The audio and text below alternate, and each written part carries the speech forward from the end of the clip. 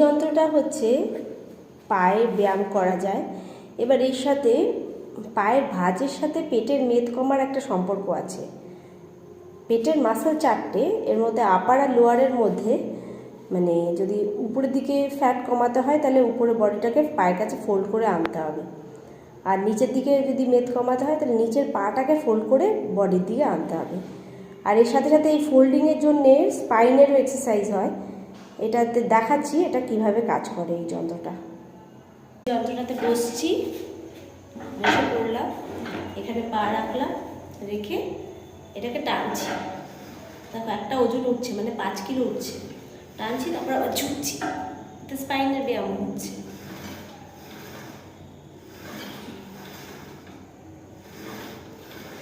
যার ফলে আমার এতে পেটের ব্যায়ামও হচ্ছে, আবার পায়ের পা স্ট্রেচ করছি, পায়ের মাসেলেরও ব্যায়াম হচ্ছে, হাতেরও ব্যায়াম হচ্ছে,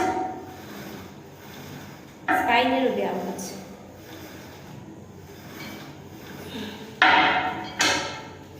যন্ত্রটা খুবই কার্যকরী, তোমরা দেখতেই পাচ্ছ।